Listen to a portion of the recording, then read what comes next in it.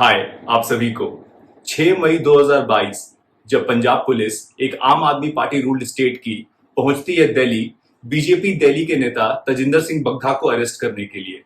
कारण था उनके प्रोवोकेटिव स्टेटमेंट्स अरविंद केजरीवाल के खिलाफ, जो कि दिल्ली के सीएम होने के साथ साथ आपके सुप्रीमो भी हैं। बीजेपी नेता तेजिंदर पाल। इसके ठीक 15 डेज पहले आसाम पुलिस, जो कि एक बीजेपी रूल्ड स्टेट की है, वो पहुंचती है गुजरात, एक और बीजेपी रूल्ड स्टेट, अरेस्ट करने के लिए जिग्नेश मेवानी को, एक इंडिपेंडेंट एमएलए और साथ साथ एक दलित एक्टिविस्ट।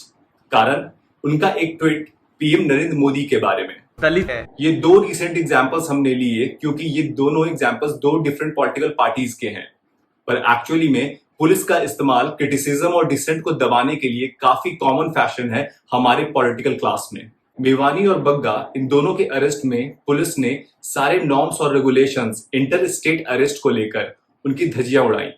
ऑनरेबल सुप्रीम कोर्ट के गाइडलाइंस के अनुसार लोकल पुलिस को इन्वॉल्व करना और साथ साथ अरेस्टेड पर्सन को लॉ प्रोवाइड कराना स्टेट से बाहर ले जाने से पहले, ये कुछ गाइडलाइंस हैं जिनको साफ साफ ओवरलुक किया गया।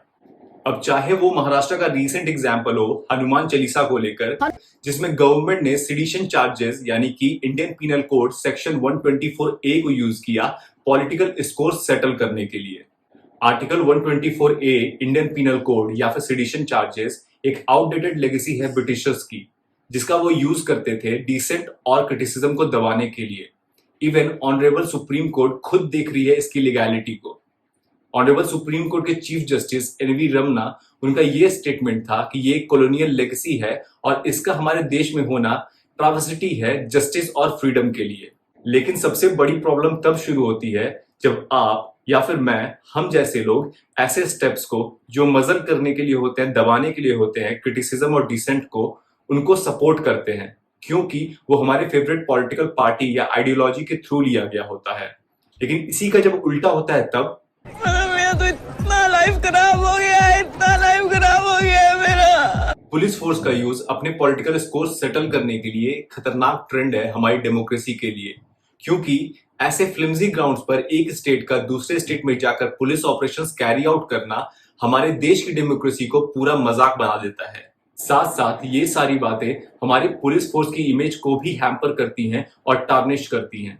रूल ऑफ लॉ एसेंस है हमारी डेमोक्रेसी का या किसी भी डेमोक्रेसी का, और ये पॉलिटिकली मोटिवेटेड स्टेप्स ये बात अक्सर भूल जाते हैं। आपको, मुझे, हम सभी को एक बात बहुत जरूरी है समझना कि हमारी डेमोक्रेसी के सिद्धांतों में, उसके डीएनए में एक ही बात इनग्रेन्ड है, और वो है लेट्स एग्री टू डिसएग्री। जय हिंद।